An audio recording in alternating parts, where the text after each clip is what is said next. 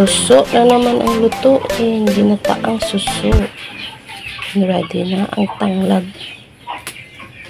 Unang gasa na yan ang suso. Yung mga ingredients. Sa kalagyan ng konting gulay na malunggay. Ang suso naman. Ngayon, suso na baybay.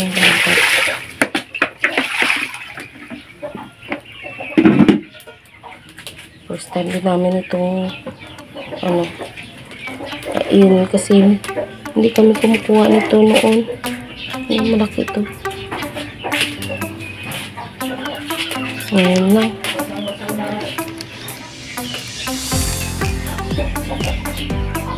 Nakuha kasi ito ng asawa ng aking sister.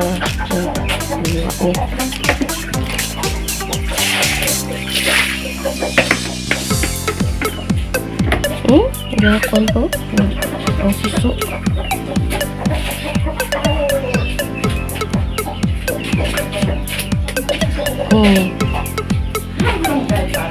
Isang kawa naman ng sisi. Kawa ng sisi. Luto ng sister.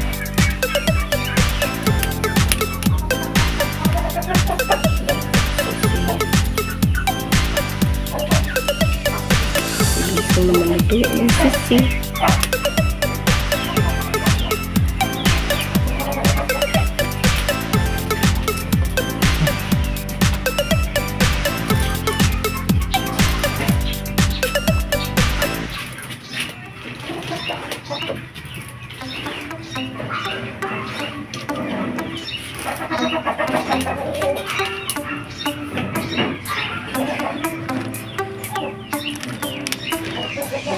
Suso ng babayang dagat.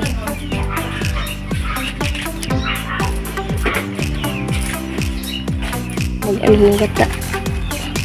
Bunot ka na. Ayun. Ayun, ano. Tumbang na kung sabi nga may bunga. Ang gata ang inuna dahil dito. Hindi na. Ayun na.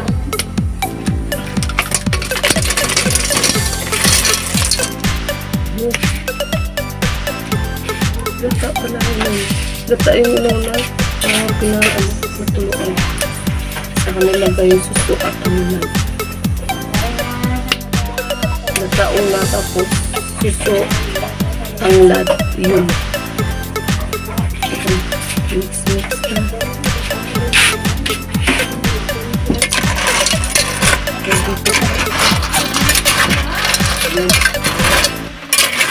Hindi na nilagyan ng tubig. Hindi na. Nilagta na lang kami ng tubig.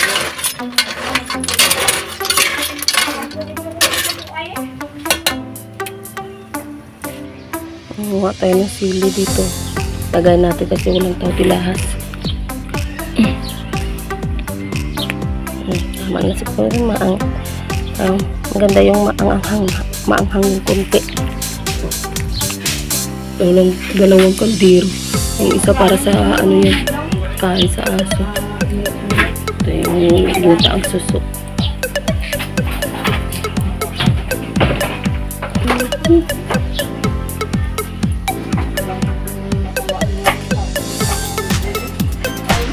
Malunggay. Yun bula na.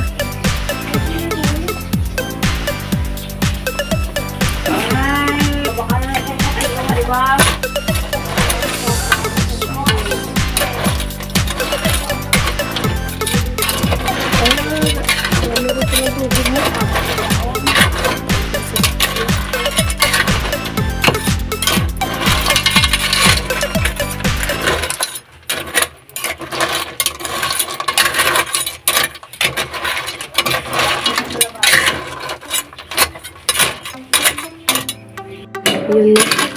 Ito na siya. Last na yung nilagay yung lamas. Yung ano. Yung luya. Kanina pa. Kanina pa. Ayun. Malunggay. Hindi. Okay yung lasa, no? Sarap siguro yung suso ng baybay.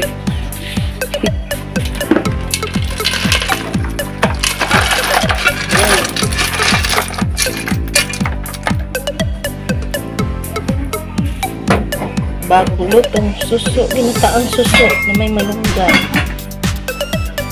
Okay.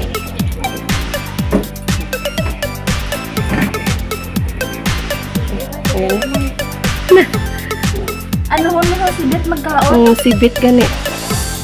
Ito na, dinala na sa mesa. Pag-ulam namin. Ginataang suso na baybayang dagat. Okay nga naman ito last Wednesday. Pinabatang pa, pinaluad para yung tanggal yung mga dumi sa loob. Ayun, ang sarap-sarap.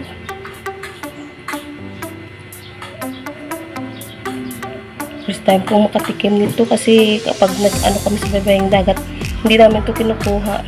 Yung asawa lang ng kapatid. Yung kapatid ko ang kumuha nito kaya nanguha na rin ako. Ang ganda. Ayan. Ang bango-bango niya.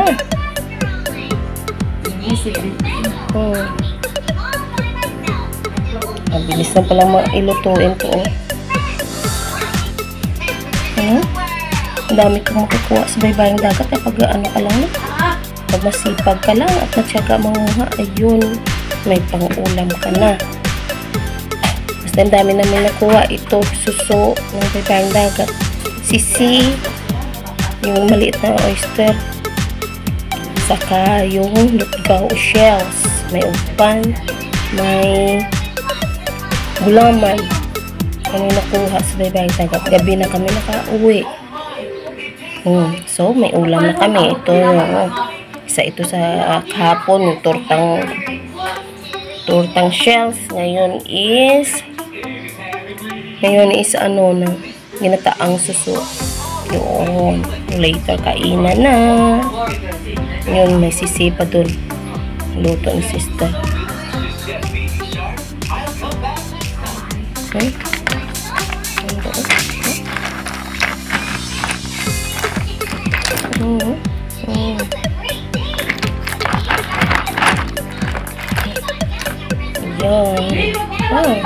Ang bango niya, guys.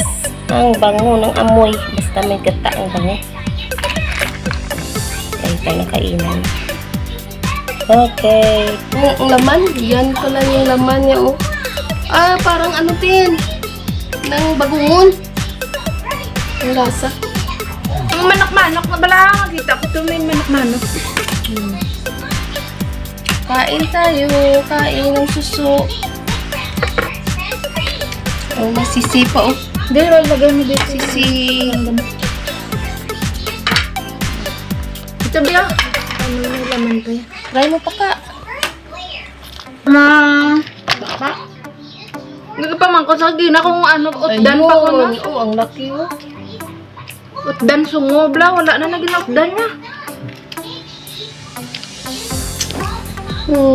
Yay. Mamet. Kain. Sarap daw, masarap.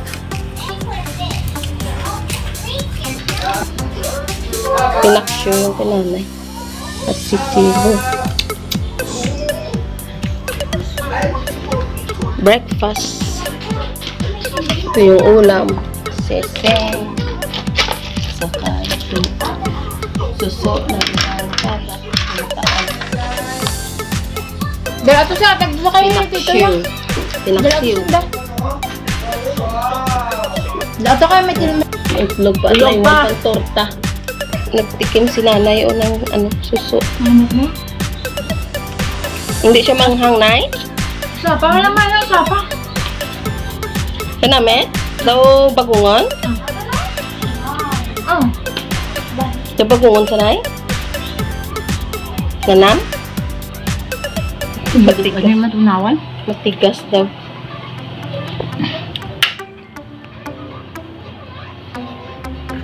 Kain. Dumduman ko siyang una, gapanguha. Saging. Kaya mapabaybay, picture. Isang una ko lang gakamang niya. Gakamang. Gakamang bagang bukod gakan. Gamang nga. Kain sila ng suso at sisig. Ang taga-duriya, wala mo nagasapak siya. Araya po juton mo lang. Nakaon ka na dyan?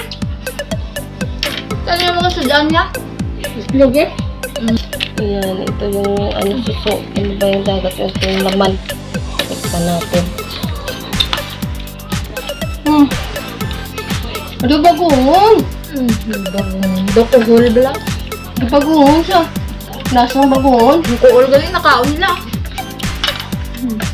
Yung taga-kamulugya mga gina. Hindi ka nakakaon eh. Hindi ka nakapangtiman. Ang ginalukit yun, inakaon mo. Yung iyo, ang maliit na ano, isang klaseng suso. Yun, oh. Ibe ah. Nawain na yan. Gakamang na to sa mena. Para matanggal sa maano sa yan. Wow, Ayun, kanamit. Turtahon natin. ano yun? Blend. Ayan. Tanggalin mo yung ano niya, melo ka ba? Yung isang klase. Okay. Nakainom na mga eh. Kaya namamelo. Ayun. Itim pala yung ano niya. Sige, biga. Tilawi, biga. Hindi niya. Hala, mo ito. Sabaw lang ang sabaw.